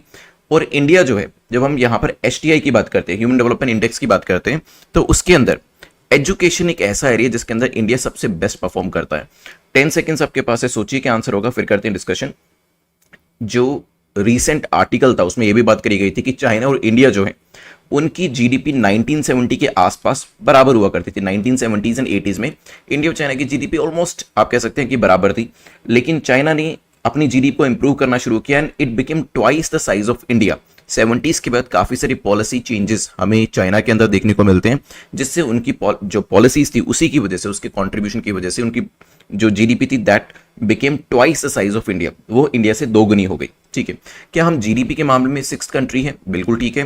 और ऐसा कहा भी जा रहा है कि आने वाले कुछ 25 सालों के अंदर by 2050 basically India will be the 3rd और हो सकता है 2nd लार्जेस्ट इकोनॉमी भी हो सकती है। हालांकि थर्ड जो है इसको ज्यादा बताया जा रहा है कि यूएस और चाइना अभी भी हमसे आगे रहेंगे आने वाले 25 सालों के अंदर भी। खैर यहां पर सेकेंड अगर स्टेटमेंट को देखते हैं तो यस, जो पॉवर्टी का डेटा है वो भी करेक्ट है। एचडीआई के अंदर अगर एक एरिया ऐसा है जहां पर इंडिया बेहतर परफॉर्म कर रहा है वो कौन सा है? It is increase in life expectancy. Life expectancy के अंदर हमने सबसे बेहतर परफॉर्म किया है बाकी फैक्टर्स की तुलना में, ना कि एजुकेशन के अंदर। तो ये स्टेटमेंट आपकी इनकरेक्ट हो जाती है। अभी बताता हूं कि वैसे एचडीआई के अंदर 3 फैक्टर्स होते हैं, उसको याद कैसे रखना है। तो यहां पर आंसर तो आपका क्या हो जाएगा? A will be the correct answer. जब भी हम एचडीआई की बात करते हैं तो इसमें एस एच ई शी करके याद रखिएगा। एस का क्या मतलब है? It is standard of living, और इसमें डेफिनेटली काफी इंप्रूवमेंट की जरूरत है। दूसरा है हेल्थ, जिसमें आपकी लाइफ एक्सपेक्टेंसी भी आती है, इसमें हमने अच्छा परफॉर्मेंस किया है। और तीसरा आपका है एजुकेशन या नॉलेज भी इसे कहा जाता है, इसके अंदर भी काफी इंप्रूवमेंट की अभी जरूरत है। ठीक है, so we are better in health as compare to other factors. Let's move to next question which is question number 3, जो कि टीकेडीएल को लेकर पूछ रहा है कि बताएं इसको लेकर कौन सी स्टेटमेंट आपकी करेक्ट है, कौन सा कथन आपका सही है। ये मिनिस्ट्री ऑफ कल्चर के द्वारा क्रिएट किया गया है, हो सकता है। ये इंफॉर्मेशन प्रोवाइड करता है किसके ऊपर? आयुर्वेदा के ऊपर, यूनानी, सिद्धा, सोवा योगा के ऊपर। 10 सेकेंड्स सोचिए इसके बारे में, फिर करते हैं डिस्कशन। रिसेंटली जो इसका डेटाबेस है या फिर जो हमारा ये ट्रेडिशनल नॉलेज डिजिटल लाइब्रेरी है, इसको सभी लोगों के लिए ओपन करने की बात करी गई है, आम जनता के लिए ओपन करने की बात करी गई है, ताकि जो हमारी ट्रेडिशनल नॉलेज है उसके बारे में लोग पढ़ सके। क्या इसे मिनिस्ट्री ऑफ कल्चर के द्वारा बनाया गया? इसे बनाया गया सीएसआईआर के द्वारा। सीएसआईआर के द्वारा इसे बनाया गया है with the help of ministry of Ayush. तो पहली स्टेटमेंट आपकी गलत हो जाती है, लेकिन हाँ, क्योंकि मैंने आपको आयुष मिनिस्ट्री के बारे में बताया, और अगर हम बात करें ये आयुर्वेदा, यूनानी, सिद्धा, सोवा और योगा है क्या? ये भी तो आयुष है। ठीक है, इसमें होम्योपैथी भी एच से आ जाता है। ए से आयुर्वेदा है, फिर आपका वाई से योगा है, यू से यूनानी है, फिर सोवा है, होम्योपैथी है। ठीक है, तो यहां पर इन्हीं एरियाज को लेकर इंफॉर्मेशन अवेलेबल होने वाली है। जो इंफॉर्मेशन है it is documented in a digitize format. जो इंफॉर्मेशन है वो ऑफकोर्स डिजिटल फॉर्मेट में अवेलेबल है। 5 इंटरनेशनल लैंग्वेजेस, जिसमें English, German, French, Spanish, Japanese, इन भाषाओं के अंदर भी ये नॉलेज अवेलेबल है। तो करेक्ट आंसर क्या हो जाएगा यहाँ पर? सेकंड स्टेटमेंट आपकी ठीक है, पहली गलत है, तो B will be the correct answer. TKDL traditional knowledge digital library, जैसे कि यहां पर आप देख सकते हैं ऑनलाइन अवेलेबल है, लेकिन अभी इसे सभी के लिए एक्सेसिबल बनाने की बात करी जा रही है। Next is what is Arctic amplification. Arctic amplification news में था, क्या है? आर्कटिक का गर्म होना, वार्मिंग होना, उसे आर्कटिक एम्प्लीफिकेशन कहा जाता है। मे बी आर्कटिक का दूसरे एरियाज के कंपैरिजन में ज्यादा गर्म होना, इसे आर्कटिक एम्प्लीफिकेशन कहा जाता है। मे बी आर्कटिक का कूल डाउन होना, कूलिंग होना, इसे कहा जाता है, या फिर कोई भी तीनों में से डेफिनेशन ऐसी नहीं है जो आर्कटिक एम्प्लीफिकेशन को सही तरीके से बता रही है। सोचिए, आपको बेस्ट आंसर चूज करना है। नेक्स्ट क्वेश्चन भी आर्कटिक एम्प्लीफिकेशन के ऊपर होने वाला है, तो सिंपली से ज्यादा मैं एक्सप्लेन नहीं करूंगा, अदरवाइज नेक्स्ट क्वेश्चन का आंसर देने में आपको काफी आसानी हो जाएगी, जो मैं अभी नहीं चाहता हूं। तो यहां पर warming in the Arctic, Arctic के अंदर जो वार्मिंग है वो आसपास के एरियाज के कंपैरिजन में काफी तेजी से हो रही है, इसलिए बी यहां पर। देखिए वैसे तो warming in the Arctic answer तो ए भी ठीक है, लेकिन क्योंकि आपको बेस्ट आंसर चूज करना होता है, so on that basis it has to be B. आंसर क्या हो जाएगा? बी। नेक्स्ट क्वेश्चन पे चलते हैं। नेक्स्ट क्वेश्चन आर्कटिक एम्प्लीफिकेशन को लेकर पूछ रहा है कि आर्कटिक एम्प्लीफिकेशन को लेकर बताएं कौन सी स्टेटमेंट आपकी करेक्ट है, कौन सा कथन आपका सही है। इसे पोलर एम्प्लीफिकेशन भी कहा जाता है क्या? हो सकता है। It can lead to sea level rise, इसकी वजह से क्या सी लेवल राइज हो सकता है? आर्कटिक एम्प्लीफिकेशन की वजह से पॉसिबल है। The warming is more towards Asian and less towards European part, जो वार्मिंग है वो एशियन रीजन की तरफ ज्यादा है और यूरोपियन रीजन की तरफ कम है, ये भी पॉसिबल है। सोचिए 10 सेकंड्स आपके पास है, क्या आंसर हो सकता है, फिर करते हैं डिस्कशन इसको लेकर। देखिए ये तो हमें पता है कि it is the warming, and warming भी किस तरीके की? जो आसपास के एरियाज हैं उसके कंपैरिजन में ज्यादा, राइट। और वैसे इसके पीछे जो कोजल फैक्टर उसमें बताया जाता है कि ओशन हीट ट्रांसपोर्ट, जो ओशन के अंदर एक जगह से दूसरी जगह पे हीट ट्रांसपोर्ट होती है, वो भी इसके पीछे कारण बताया जाता है। इसे पोलर एम्प्लीफिकेशन भी कहा जाता है, दैट इज ऑल्सो करेक्ट। अब जब क्या होगा, वार्मिंग होगा आर्कटिक का, तो जो आइस है वो पिघलना शुरू होगी और उसकी वजह से सी लेवल राइज होना भी शुरू होगा। तो ये दोनों स्टेटमेंट्स यहां पर ठीक हो गई। वैसे कहा जाता है वार्मिंग जो है वो मोर कॉन्सेंट्रेटेड है यूरेशियन पार्ट के अंदर, तो it is neither Asian nor European part. Eurasian part के अंदर आपको जो वार्मिंग है वो ज्यादा देखने को मिलेगी। तो करेक्ट आंसर क्या हो जाएगा यहाँ पर? पहली 2 स्टेटमेंट जो है वो करेक्ट है, तीसरी स्टेटमेंट आपकी इनकरेक्ट हो जाती है। यहां पर भी आर्कटिक एम्प्लीफिकेशन का जो कोजल फैक्टर वो देख सकते हैं, साथ ही साथ इसके इंपैक्ट में क्या होगा, मेल्टिंग आपको देखने को मिल रही है ऑफ द आइस शीट, जिसकी वजह से क्या होगा, द आइस विल मेल्ट, जो अमाउंट ऑफ वाटर है वो बढ़ेगा, एंड दैट्स हाउ जो सी लेवल राइज है वो आपको यहां पर देखने को मिलेगा। Let's move to next topic which is question number 6। Question number 6 को देख लेते हैं एक बार। क्वेश्चन नंबर 6 के अंदर बात करी गई है उड़ान को लेकर। पूछा गया उड़ान को लेकर बताएं कौन सी स्टेटमेंट आपकी ठीक है, कौन सा कथन आपका सही है। It targets tier 1 and tier 2 cities connectivity, जो टियर 1 एंड टियर 2 सिटीज है उनकी कनेक्टिविटी को टारगेट करता है ये जो स्कीम है उड़े देश का आम नागरिक उड़ान। The scheme was started in 2014, 2014 में इसे शुरू किया गया था। And third statement says lifeline उड़ान इज अ सब स्कीम अंडर दिस, तो लाइफलाइन उड़ान जो है वो भी इसके अंतर्गत आने वाली एक सब स्कीम है। 10 सेकेंड्स आपके पास है, सोचिए। ऐसा कहा जाता है कि 5 सालों के अंदर, पिछले 5 सालों के अंदर उड़ान ने सिग्निफिकेंटली इंक्रीज किया है रीजनल एयर कनेक्टिविटी, क्योंकि देखिए उड़ान उड़े देश का आम नागरिक स्कीम लाई इसलिए गई थी ताकि रीजनल कनेक्टिविटी, जो काफी सारे ऐसे एरियाज है, सिटीज है जहां पर एयरवेज अवेलेबल ही नहीं है, वहां पर रीजनल कनेक्टिविटी प्रोवाइड करी जाए। तो फोकस जो था टियर 1 सिटीज के ऊपर नहीं था, क्योंकि टियर 1 सिटीज में तो ऑलरेडी एयरपोर्ट्स अवेलेबल थे, अदरवाइज और फैसिलिटीज भी अवेलेबल थी। सो द टारगेट वाज कि टियर 2 एंड टियर 3 सिटीज को यहां पर कवर किया जाए। तो पहली स्टेटमेंट तो गलत हो गई, तो इनकरेक्ट हो जाएगा ही। Now second scheme was started in 2014। अगर आपको याद हो, ये जो नई नई स्कीम्स हैं ये अभी आपकी जो एनडीए गवर्नमेंट है फर्स्ट अपने कार्यकाल के अंदर लेकर आई थी 2014 के अंदर। Approximately I think it was the month of अगस्त और सितंबर, यही कुछ महीना चल रहा था, अगस्त का या सितंबर का, अगस्त का महीना था शायद, जब इलेक्शन के रिजल्ट आए थे और एनडीए ने अपनी गवर्नमेंट बनाई थी। तो इतनी जल्दी, अभी अगस्त में सितंबर में तो उनकी सरकार चुनकर आई है, तो इतनी जल्दी वो स्कीम्स को नहीं लेकर आए थे। अगर आप देखेंगे जो ज्यादातर स्कीम्स लाई गई हैं वो 2015 में लेकर आई गई हैं, ठीक है। तो स्कीम जो थी वो 2000 कब लेकर आई गई थी, 15-16 के अंदर। तो ये स्टेटमेंट भी आपकी इनकरेक्ट हो जाती है। लाइफलाइन उड़ान, क्या ये एक सब स्कीम है? यस, लाइफलाइन उड़ान एक सब स्कीम है, तो आंसर हो जाएगा एक। क्या है लाइफलाइन उड़ान, अभी देखेंगे। 2 सब स्कीम्स इसके अंदर, उसके बारे में डिस्कशन करेंगे, लेकिन मैं आपको ये बता देता हूं कि जब तक स्कीम नहीं आई थी, 2014 की बात करें तो 74 ऑपरेशनल एयरपोर्ट्स हमारी कंट्री के अंदर थे। लेकिन इसके बाद जब स्कीम लेकर आई जाती है तो हमें 141 ऑपरेशनल एयरपोर्ट्स अपनी कंट्री के अंदर देखने को मिलता है। ऑलमोस्ट आप कह सकते हैं डबल से भी यहां पर ज्यादा नंबर हो चुका है। और खास तौर में जो फोकस किया गया था वो टियर 2 एंड टियर 3 सिटीज के अंदर किया गया था। आप देखते हैं लाइफलाइन उड़ान, और एक और स्कीम जो यहां पर इसके अंतर्गत लेकर आई गई थी वो थी कृषि उड़ान। तो लाइफलाइन उड़ान क्या थी, ये थी मेडिकल कार्गो के लिए, ठीक है। ड्यूरिंग पेंडेमिक ट्रांसपोर्टेशन करना मेडिकल कार्गो का, उसके लिए लाइफलाइन उड़ान को लेकर आया गया था। कृषि उड़ान के अंदर किया गया था, एग्रीकल्चर प्रोडक्ट्स जो होते हैं नॉर्थ ईस्ट रीजन से इन्हें लेकर आना, ठीक है, ट्राइबल डिस्ट्रिक्ट से इनको लेकर आना, तो वहां पर कृषि उड़ान को लेकर आया गया था। जैसे कि आजकल भी जो एक आपकी प्रवास स्कीम है उसको लेकर आया गया, जिससे कि जेएनके के जो फार्मर्स है उनके हॉर्टिकल्चर प्रोडक्ट्स जो भी फ्रूट्स या फ्लावर वहां पर होते हैं उनको बाकी जगह पर लेकर आया जा सके टाइमली, क्योंकि हॉर्टिकल्चर प्रोडक्ट्स जो होते हैं इनकी शेल्फ लाइफ काफी कम होती है। तो उसके अंदर भी सरकार 25% सब्सिडी देने का काम करे कि आप एयरवेज को यूज करिए और एयरवेज की सहायता से, एरोप्लेन की सहायता से अपने सामान को बाकी जगह पर भेजिए। नेक्स्ट चलते हैं क्वेश्चन नंबर 7 के ऊपर, जो कि नमस्ते स्कीम को लेकर है। It comes under which ministry, कौन से मंत्रालय के अंतर्गत आती है? इवन तो हमने नमस्ते स्कीम के ऊपर पहले भी एक क्वेश्चन किया था, that was a different one. Ministry of civil aviation, ministry of social justice empowerment, commerce ministry, या फिर नन ऑफ द अबव? सोचिए। सेंटर ने, अभी ये न्यूज में थी, एक नेशनल एक्शन प्लान जो है उसे रोल आउट किया है फॉर मैकेनाइज्ड सैनिटेशन इकोसिस्टम नमस्ते स्कीम, ताकि जो सीवर्स है या सेप्टिक टैंक्स है उनकी क्लीनिंग करी जा सके। तो बेसिकली इट इज कंसर्निंग जो सीवर्स होते हैं उनकी क्लीनिंग को लेकर, सेप्टिक टैंक की क्लीनिंग को लेकर, ठीक है। ये एक सेंट्रल सेक्टर स्कीम है। सेंट्रल सेक्टर का क्या मतलब होता है, पहले भी बताया है, the entire sector belongs to centre, means कि पैसा कौन दे रहा है, पूरा जो 100% कॉन्ट्रीब्यूशन होगा कहां से आएगा, सेंटर की तरफ से आएगा।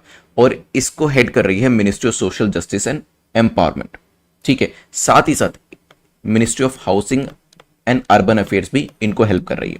करेक्ट आंसर क्या हो जाएगा यहां पर, B will be the correct answer, ठीक है। Let's move to question number 8, जो कि बात कर रहा है पंच प्राण को लेकर। पूछा गया पंच प्राण को लेकर कौन कौन सी चीजें इस पंच प्रण के अंदर इंक्लूडेड है। इसमें क्या डेवलप्ड इंडिया की बात करी गई है, क्या यूनिटी की बात करी गई है, सेंस ऑफ ड्यूटी की बात करी गई है? सोचिए, 10 सेकेंड्स आपके पास है। पंच प्रण के अंदर आपको क्या क्या देखने को मिलेगा? आपने स्पीच में, जो इंडिपेंडेंस डे की स्पीच थी वहां पर इसके बारे में सुना होगा, जिसमें प्राइम मिनिस्टर ने आने वाले 25 साल के लिए पंच प्रण का जो गोल था वो रखा था। तो ये पंच प्रण क्या है, क्या इसमें डेवलप्ड इंडिया आता है, क्या इसमें यूनिटी आती है? क्या इसमें सेंस ऑफ ड्यूटी आती है? चलिए देखिए, सबसे पहला प्रण जो इसमें लिया गया था वो था गोल ऑफ डेवलप्ड इंडिया। मैंने आपको बताया था कि आजकल काफी बात हो रही है डेवलप्ड इंडिया की, तो यहाँ पर पहला गोल यही है कि आने वाले 25 सालों के अंदर इंडिया को डेवलप्ड नेशन बनाना है। फिर इसके अंदर एक गोल था जो कि ये तो पहले नंबर का गोल था। फिर था एक गोल नंबर 4 जो कि किस चीज को लेकर था? यूनिटी को लेकर था। तो ये भी आपका ठीक हो जाता है। ये गोल नंबर 1 है, ये गोल नंबर या प्रण नंबर 4 है। ठीक है, सेंस ऑफ ड्यूटी होनी चाहिए सिटीजन्स के अंदर, हम सभी के अंदर, ये था प्रण नंबर 5। ठीक है, ये हमारा गोल नंबर 5 था। इसके अलावा सेकंड और थर्ड गोल भी थे जिसमें कहा गया था कि कॉलोनियल माइंडसेट को हमें दूर करना है। क्योंकि अगर आप देखेंगे वैसे भी काफी सारे एरियाज में आपको ये देखने को मिलेगा कॉलोनियल माइंडसेट जो है, जो ब्रिटिशर से तो हमें आजादी मिल गई लेकिन बहुत सारी चीजें ऐसी हैं अभी भी वो हम वेस्ट के ऊपर आधारित हैं या एटलीस्ट उनको कहीं ना कहीं मिमिक करने की कोशिश करते हैं। And there are so many other areas जहां पर आपको ये चीज देखने को मिलेगी।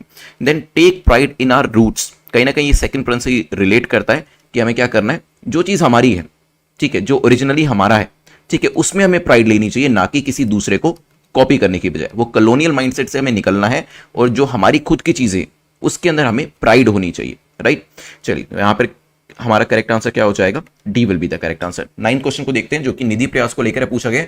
निधि प्रयास स्कीम इज एसोसिएटेड विद, किससे एसोसिएट करती है? यहां पर क्या फाइनेंस मिनिस्ट्री से एसोसिएट करती है, विमेन चाइल्ड डेवलपमेंट से, एजुकेशन से, या none of the above? 10 seconds आपके पास है, सोचिए। Nidhi Prayas, this scheme is promoting and accelerating young and aspiring innovators and startup. तो जो यंग एस्पायरिंग इनोवेटर्स हैं, स्टार्टअप्स हैं, उनको प्रमोट करने के लिए स्कीम को लेकर आया गया है। अंडर द प्रयास प्रोग्राम एक टेक्नोलॉजी बिजनेस इंक्यूबेटर को एस्टैब्लिश किया गया है जो कि क्या करेगा? प्रयास ग्रांट जो है वो इनोवेटर्स और एंटरप्रेन्योर्स को प्रोवाइड करना शुरू करेगा। मींस जहां पर लगता है कि ये व्यक्ति कुछ अच्छा इनोवेटिव काम कर रहा है, अच्छा स्टार्टअप कर रहा है, तो वहां पर उसको सहायता प्रोवाइड करी जाएगी। ठीक है, बहुत सारे ऐसे एरियाज है जहां पर ये चीज करी जाएगी। हालांकि इसे ना ही फाइनेंस, ना ही विमेन चाइल्ड डेवलपमेंट, ना ही एजुकेशन, इसे कौन लेकर आया है? कमेंट सेक्शन में बता सकते हैं। You still have 10 seconds. Answer तो डी हो जाएगा। मैं भी आपको बताता हूं डिपार्टमेंट का नाम, आप कोशिश कर सकते हैं कमेंट सेक्शन में बताने की।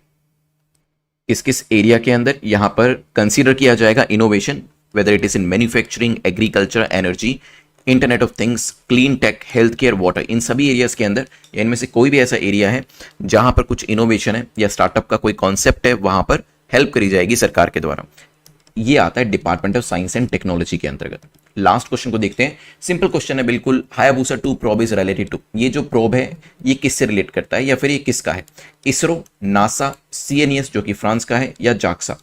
10 सेकंड्स आपके पास है, सोच ले। रिसेंटली जो साइंटिस्ट है इस पर्टिकुलर एजेंसी के, उन्होंने एक हाइपोथेसिस बनाई है that water and organic material might have been brought to our planet from outer edges of solar system, कि बाहर से, स्पेस से बेसिकली हमारे यहां पर जो पानी है और ऑर्गेनिक मैटर है उसे लेकर आया जा सकता है। बेसिकली ये जो प्रोब था ये रईगू एस्ट्रॉइड था एक, वहां से इसने कुछ सैंपल कलेक्ट किए। उन सैंपल्स को जब एनालाइज किया गया तो बताया गया कि जो पानी और ऑर्गेनिक मटेरियल है वो दूसरे एरिया से, एस्ट्रॉइड हो गया या दूसरे स्पेस के अंदर जो प्लैनेट्स हो गए या जो स्पेस का एरिया हो गया, वहां से इस तरीके की चीजों को लाया जा सकता है। तो ये साइंटिस्ट कहां के थे? जाक्सा एजेंसी के थे, जो जापानीज एजेंसी है। करेक्ट आंसर क्या हो जाएगा? D will be the correct answer. जल्दी से रिवाइज करते हैं पूरे लेक्चर को, फिर विनर ऑफ द डे मैं आपको बताने वाला हूं। प्रीलिम्स का जो क्वेश्चन है वो भी आपसे पूछने वाला हूं रिवाइज करने का। चलिए फर्स्ट क्वेश्चन हमारा यहां पर है, पूछ रहा है which the following Ramsar wetlands are located in the state of Odisha. अभी हम जानते हैं रिसेंटली हमने टोटल 75 वेटलैंड्स जो हैं वो देखी हैं। जब हमने आजादी का अमृत महोत्सव को सेलिब्रेट किया तब हमारे पास 75 वेटलैंड्स हमारे देश में अवेलेबल थी। लास्ट टाइम मैंने आपसे क्वेश्चन भी पूछा था और आप में से काफी सारे लोगों ने करेक्ट आंसर भी दिया कि सबसे ज्यादा वेटलैंड्स अभी कहां पर अवेलेबल है? सबसे ज्यादा वेटलैंड्स अवेलेबल थी तमिलनाडु के अंदर, ठीक है, फॉलोड बाय यूपी। दूसरे नंबर पे यूपी का नंबर था। यहां पर क्वेश्चन सिंपली पूछ रहा है कि उड़ीसा के अंदर इनमें से कौन कौन सी वेटलैंड्स अवेलेबल है। तो कौन सी ऐसी वेटलैंड्स हैं जो कि उड़ीसा के अंदर पाई जाती है? 10 सेकेंड्स का टाइम यहां पर मैं शुरू कर देता हूं। सोचिए, अंसुपा लेक क्या कोई वेटलैंड है जो उड़ीसा में है? Tampara lake may be, Hirakud reservoir may be, सोचिए। चलिए देखिए अभी मैप के ऊपर दिखाऊंगा, यहां पे देख ही लेते हैं पहले एक बार मैप क्या कहता है। उड़ीसा के अंदर चलते हैं। क्या यहां पे अंसुपा लेक है? यस, कटक डिस्ट्रिक्ट में। चंपारा लेक है, गंजम उड़ीसा के अंदर है, हीराकुड रिजर्वोयर जो है ये भी यहाँ पर अवेलेबल है। तो बेसिकली आंसर क्या हो जाएगा यहाँ पर, तीनों ही जो यहाँ पर ऑप्शंस दिए हैं वो कहाँ पर अवेलेबल हैं, they are available in Orissa. ठीक है, उड़ीसा के अंदर तीनों के तीनों जो ऑप्शंस है वो आपके अवेलेबल है। क्योंकि क्वेश्चन जो पूछा जाएगा चांसेस आर वेरी लाइकली कि जो रिसेंटली एडेड आपकी वेटलैंड्स है उसी में से ही पूछा जाए, तो वो आपको अच्छे से कवर करनी है। यहाँ पर याद करने का तरीका एक और भी यहाँ पर आसान है, आप इसे हैट्स करके याद कर लीजिएगा। ठीक है, कि उड़ीसा में हैट डालना इंपॉर्टेंट। अब हैट्स क्या है, एच से क्या होगा हीराकुड, ए से क्या होगा अनसुपा, टी से क्या होगा चंपारा और एस से क्या है सतकोसिया। ये इंपॉर्टेंट वेटलैंड्स हैं, तो उड़ीसा में हैट डालकर जाना इज कंपलसरी। इस तरीके से आप याद रख सकते हैं जो वेटलैंड्स उड़ीसा के अंदर अवेलेबल है। Let's move to next topic जो कि बात कर रहा है in which country is the table mountain national park located. तो कौन सी कंट्री के अंदर टेबल माउंटेन नेशनल पार्क जो वो लोकेट करता है। It was also there in the news. क्या ये जापान में है, रशिया में है, साउथ अफ्रीका या फिर इंडिया में है। 10 सेकेंड्स। देखिए सबसे पहले तो इंडिया में होता तो हमें पता होता, इसके बारे में कभी ना कभी तो सुना ही होता, तो इंडिया तो एलिमिनेट हम कर ही सकते हैं। तो यहाँ पर जो सबसे इजीली आप एलिमिनेट कर सकें उसको एलिमिनेट करें, सो दैट आपके क्वेश्चन के आंसर को सही करने की जो प्रोबेबिलिटी है वो यहाँ पर बढ़ जाए। So where is it located, map के ऊपर देखते हैं। यहाँ पर देखिए, यहाँ पर आपको क्या दिखाई दे रहा है, केप टाउन कहाँ पर है, साउथ अफ्रीका। और यहाँ पे आपको टेबल बे भी दिखाई दे रही है। So it is located where, it is located in South Africa. तो करेक्ट आंसर क्या हो जाएगा, C will be the correct answer. Let's move to next topic. Question number 3 जो है बात कर रहा है, consider the following statements. Basically आपको कुछ ऑप्शंस दिए, आपको बताना है कि इनमें से कौन से तमिलनाडु के अंदर अवेलेबल है। पहला है कुतनकुलम बर्ड सेंचुरी, ये वही है वेटलैंड्स जो हमने अभी रिसेंटली ऐड करी है। 75 जो टोटल वेटलैंड्स हमारी हो चुकी हैं, यहां से क्वेश्चन आने के चांसेस काफी ज्यादा हैं। कुतनकुलम बर्ड सेंचुरी क्या ये तमिलनाडु में हो सकता है। Gulf of Mannar marine biosphere reserve, ये भी आपका तमिलनाडु में हो सकता है। नंदा लेक, ये भी आपका तमिलनाडु के अंदर हो सकता है। 10 सेकेंड्स आपके पास है, सोचिए, फिर करते हैं डिस्कशन इसको लेकर क्या करेक्ट आंसर होगा। इनमें से कौन सी तमिलनाडु में है ये आपको बताना है। और वैसे मैंने आपको ये भी बताया था कि रिसेंटली एडेड के अंदर भी सबसे ज्यादा तमिलनाडु में है, तो प्रोबेबिलिटी जो ऑप्शंस होंगे उसमें बढ़ जाएगी कि वो लोकेशन जो है या वो सेंचुरी जो है, वो रिजर्व जो है वो तमिलनाडु में हो। चलिए एक बार एक मैप के ऊपर देखते हैं, वापिस आते हैं इसके ऊपर। तो यहां पर कौन कौन सी वेटलैंड्स आपको दिखाई दे रही है। देखिए स्टार्टिंग में कुदनकुलम आपको यहाँ पे दिखाई दे रही है, राइट। अगर हम देखेंगे यहाँ पे चित्रंगुड़ी बर्ड सेंचुरी भी है, ठीक। इसके अलावा जो हमारे ऑप्शन में दिया गया था नीचे अगर आप देखेंगे, gulf of Mannar marine biosphere reserve भी दिया हुआ है, राइट। देन आपका सुचिंद्रम त्यूर वेटलैंड कॉम्प्लेक्स भी यहां पर दिया हुआ है, रामनाथपुरम भी यहां पर दिया हुआ है। बट हमारे लिए इंपॉर्टेंट क्या है, ये दो लोकेशन कौन सी, एक नीचे जो गल्फ ऑफ मन्नार की है वो इंपॉर्टेंट है क्योंकि वो हमारे क्वेश्चन में था, और दूसरी लोकेशन कौन सी है, कुतनकुलम। तो ये दो तो डेफिनेटली तमिलनाडु में है। तीसरा एक ऑप्शन था नंदा लेक का, अगर आप नंदा लेक देखेंगे यहां पर है गोवा के अंदर। सो करेक्ट आंसर क्या हो जाएगा यहां पर, first and second they are correct but third one is not. तो करेक्ट आंसर क्या होगा, A will be the correct answer. एक बार मैप के ऊपर भी लोकेशन देख लीजिए, यहाँ पे भी अलग तरीके से दिया हुआ है। सो यहाँ पे आपको कुतनकुलम भी दिख जाएगा और नीचे आपका गल्फ ऑफ मन्नार भी यहाँ पर आपको दिख जाएगा। Let's move to next question जो कि जल्दापारा नेशनल पार्क को लेकर पूछ रहा है कि ये कौन से राज्य के अंदर लोकेट करता है। Is it in Gujarat, is it in Tamil Nadu, is it in West Bengal or none of the above. 10 seconds आपके पास है, सोचिए क्या आंसर होगा, फिर करते हैं डिस्कशन इसको लेकर। जल्दापारा नेशनल पार्क कहां पर लोकेट करता है, कौन से राज्य के अंदर है। चलिए, सो इट इज लोकेटेड इन, यहां पे देखिए वेस्ट बंगाल। एक बार मैप के ऊपर देखते हैं इसे। सो जल्दापारा कहां पर है, ये वेस्ट बंगाल के अंदर है। It's a protected area for rhinos and other species. Let's move to next question जो कि ओलिव रिडली टर्टल्स को लेकर पूछा गया है। Olive ridley turtles are found on which of the famous beach in India. तो क्या ये मरीना बीच पे पाए जाते हैं, कानुंगू बीच पे पाए जाते हैं, जुहू बीच पे पाए जाते हैं, गहीर माथा बीच पे पाए जाते हैं, जहां पर ये काफी फेमस है कि इस बीच के ऊपर आपको ओलिव रिडली टर्टल जो है वो दिख जाएंगे। ये बीच भी और ओलिव रिडली टर्टल भी काफी न्यूज में रहते हैं। सो क्वेश्चन पूछा जा सकता है आपसे, सोचिए what could be the correct answer. So this question was comparatively easy, गहीर माथा बीच। तो आंसर क्या हो जाएगा, D will be the correct answer. यहां पे देखिएगा मैप के ऊपर भी। सो दिस इज गहीर माथा ओलिव रिडली नेस्टिंग बीच भी आपको यहां पर लिखा हुआ दिख जाएगा। चलिए let's move to next topic, next question को देखते हैं। उससे पहले नेट 50 कूपन कोड जो आप यूज कर सकते हैं फॉर वेरियस सीरीज जो कि exam.netmock.com के ऊपर अवेलेबल है। चलिए क्वेश्चन नंबर 6 को देखते हैं। In which state is the Raimona national park located?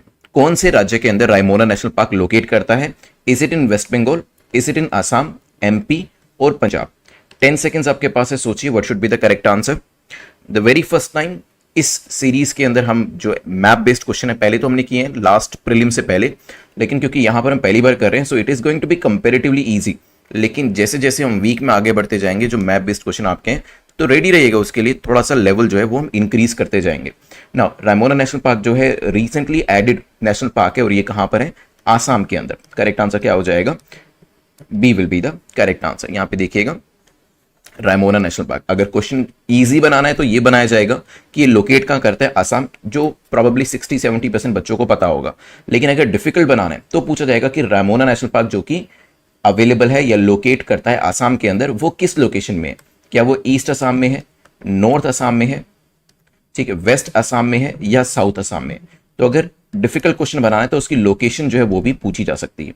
ठीक है, let's move to next question. Question number 7 जो है पूछ रहा है which state of India has the largest number of national park? कौन से राज्य के अंदर सबसे ज्यादा नेशनल पार्क भारत के अंदर मिलेंगे? Is it in Gujarat, Assam, Uttarakhand, Madhya Pradesh? तो कहां पर सबसे ज्यादा नेशनल पार्क अवेलेबल है, कौन से राज्य के अंदर, ये आपको बताना है इसके अंदर। Highest number of national park in which state? Yes, तो यहां पे करेक्ट आंसर क्या होगा? मध्य प्रदेश के अंदर सबसे ज्यादा नेशनल पार्क आपको मिलेंगे। 9 का जो नंबर है वो रिसेंटली इसके अंदर बताया गया था, जो आपको हाईएस्ट नंबर यहां पर स्टेट के लिए बताया गया। Let's move to question number 8। पूछा गया in which state is the Lembru elephant sanctuary located? तो यहां पर प्रपोज्ड लेम्ब्रू एलिफेंट सेंचुरी जो है वो कहां पर लोकेट करती है? क्या ये मध्य प्रदेश के अंदर है, हिमाचल के अंदर है, वेस्ट बंगाल के अंदर है या छत्तीसगढ़ के अंदर है? 10 सेकेंड्स। रिसेंटली न्यूज में भी थी, तभी यहां पर क्वेश्चन जो है इसके ऊपर बनाया गया। सोचिए, मैप के ऊपर दिखा देता हूं एक बार, देखिए कहां पर है ये। इट इज इन छत्तीसगढ़, छत्तीसगढ़ के अंदर ये लोकेट करता है। करेक्ट आंसर क्या हो जाएगा? D will be the correct answer. Question number 9 को देखते हैं। क्वेश्चन नंबर 9 जो है बात कर रहा है शिवालिक एलिफेंट रिजर्व को लेकर कि ये कौन से राज्य के अंदर लोकेट करता है। शिवालिक एलिफेंट रिजर्व क्या हिमाचल प्रदेश में है, उत्तराखंड में, जम्मू कश्मीर या फिर इनमें से कोई भी नहीं, ऐसे किसी राज्य में जो यहां पर मेंशन ही नहीं किया गया? सोचिए, थोड़ा सा कंफ्यूजिंग हो सकता है नेम और ऑप्शन जिस तरीके से सेट किए गए हैं। शिवालिक एलिफेंट रिजर्व, यहां पे एक बार मैप पे देख लेते हैं। सो this is the Shivalik reserve और ये कहां पर लोकेट करता है?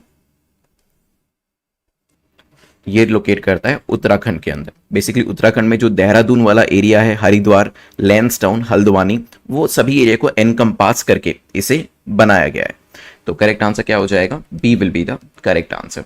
लास्ट क्वेश्चन को देखते हैं। लास्ट क्वेश्चन जो बात कर रहा है वो है गोगा हजीरा रोरो फेरी, ये कहां पर ऑपरेट करी जा रही है, कौन से राज्य के अंदर ऑपरेट करी जा रही है? क्या इसे वेस्ट बंगाल में ऑपरेट किया जा रहा है, आसाम के अंदर, गुजरात या तमिलनाडु के अंदर? 10 सेकेंड्स आपके पास है, सोचिए। फिर मैप के ऊपर भी देखेंगे जो रोरो फेरी है उसकी जरूरत कहां पड़ेगी। डेफिनेटली एक ऐसा एरिया होगा जो कोस्टल एरिया हो सकता है या जहां पे रिवर्स आपको देखने को मिलेगी, राइट। और ऑप्शंस चारों के चारों काफी कंफ्यूजिंग हो सकते हैं। यहाँ पे एक बार मैप के ऊपर देखते हैं कहां पर है। देखिए कुछ इंपॉर्टेंट लोकेशंस, वैसे आपको यहाँ पे जो गोगा हजीरा रोरो फेरी है गुजरात के अंदर दिखाई दे रही है, लेकिन दूसरी लोकेशंस भी मैंने आपको यहाँ पर दी है जो आप देख सकते हैं जो इंपॉर्टेंट है। जैसे अटल टनल जो है उसकी भी लोकेशन यहाँ पर दी है, चिनाब के बारे में बताया हुआ है। ठीक है, यहाँ पर आते हैं अपने टॉपिक के ऊपर वापस। करेक्ट आंसर क्या हो जाएगा? C will be the correct answer.